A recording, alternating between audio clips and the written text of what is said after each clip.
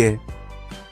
अब भले ही आपकी सैलरी ज्यादा हो या कम हो, एक प्रॉपर फाइनेंशियल प्लानिंग करना बहुत ही ज्यादा जरूरी होता है, क्योंकि जब तक आप एक प्रॉपर फाइनेंशियल प्लानिंग नहीं करोगे, आप हर मंथ एक प्रॉपर सेविंग भी नहीं कर पाओगे। इसलिए अभी मैं इसी टॉपिक को कंटिन्यू करते हुए आपके साथ 5 और फाइनेंशियल टिप्स शेयर करूंगा, जिसकी हेल्प से आप एक परफेक्ट फाइनेंशियल प्लानिंग इजीली कर सकोगे और जिसकी हेल्प से आप कम सैलरी होने के बावजूद हर महीने एक अच्छी खासी अमाउंट भी सेव कर सकोगे। So let's begin. Tip number 5, stop, think and ask for 3 seconds.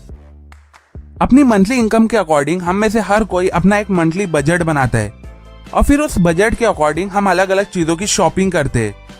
अब इसकी वजह से कई बार ऐसा होता है कि हम बहुत सी फालतू चीजें भी खरीद लेते हैं, कभी किसी से उधार लेके तो कभी आउट ऑफ बजट जाके।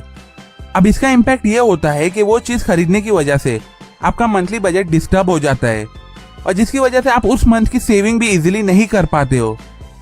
इसलिए मंथली बजट बनाते वक्त जब आप सामान की लिस्ट बनाते हो या कोई भी पसंदीदा चीज को इमीडिएटली खरीदने जाते हो, तो वो सामान खरीदने से पहले आप 3 सेकंड के लिए रुको, सोचो और खुद से 2 सवाल पूछो। पहला, क्या आपको ये सामान की सच में जरूरत है? अगर इस सवाल का जवाब हाँ आता है तो खुद से फिर दूसरा सवाल पूछो, क्या आप ये सामान बिना किसी से उधार लिए या अपने बजट को डिस्टर्ब किए बिना ले सकते हो? अगर इसका भी जवाब हाँ आता है तो ही वो सामान आप खरीदो, वरना इग्नोर कर दो। स्टॉप, थिंक एंड आस्क वाली टिप्स से आपका मंथली बजट भी डिस्टर्ब नहीं होता है और आप हर महीने अच्छी खासी सेविंग भी करने लगते हो। Tip number 6, plan your expenses first. आपको ये बात एकदम अच्छे से पता होना चाहिए कि आपकी सेविंग आपके एक्सपेंसेस से डायरेक्टली कनेक्टेड होती है, क्योंकि ज्यादातर लोग ऐसे होते हैं जो बेहिसाब फालतू का खर्चा करते रहते हैं, जिसका डायरेक्ट इफेक्ट उनकी सेविंग और मंथली बजट पे पड़ता है। इसलिए सेविंग से पहले आपको अपने एक्सपेंसेस की प्लानिंग करना चाहिए और उन एक्सपेंसेस को सबसे पहले पूरा करना चाहिए जो आपके लिए बहुत ही ज्यादा जरूरी है, जैसे कि आपका मंथली बिल, स्कूल फीस, आपका monthly rent, EMI, insurance etcetera. जब आप अपने एक्सपेंसेस को एकदम क्लेरिफाई कर लेते हो तो आप फालतू के खर्चे करने से खुद को रोक लेते हो। आपका कमाया हुआ पैसा गलत जगहों पे वेस्ट नहीं होता है और फिर आप अपने हर मंथ की सेविंग को भी इजीली पूरा करने लगते हो। Tip number 7, stop useless wastage of your money. बहुत से लोगों की आदत होती है कि वो साल भर का राशन और ग्रोसरीज एक साथ खरीद लेते हैं, जो कि सही नहीं है। बहुत से लोग अपने कमरे की लाइट और फैन बंद करना भूल जाते हैं, जो कि सही नहीं है। और बहुत से लोगों की हैबिट होती है कि वो हर रोज बाहर का जंक फूड खाते हैं, जो कि सही नहीं है।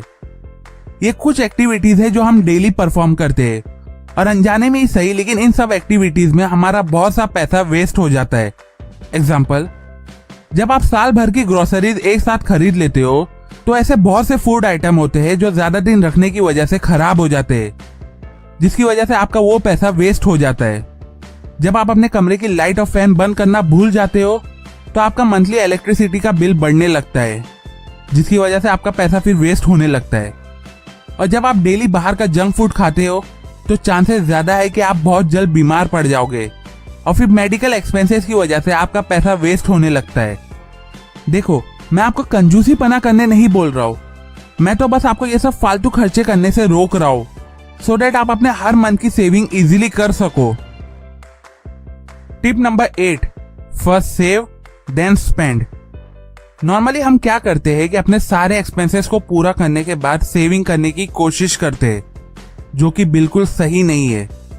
सेविंग करने का सबसे बेस्ट तरीका यह है कि सैलरी और इनकम के आते ही आप उसमें से सबसे पहले 10% सेव कर लो और फिर बाकी के 90% से अपने सारे एक्सपेंसेस और दूसरे खर्चों को पूरा करो। ऐसा करने से आपकी सेविंग भी डिस्टर्ब नहीं होगी और आप अपने हर एक एक्सपेंसेस को इजीली पूरा कर सकोगे।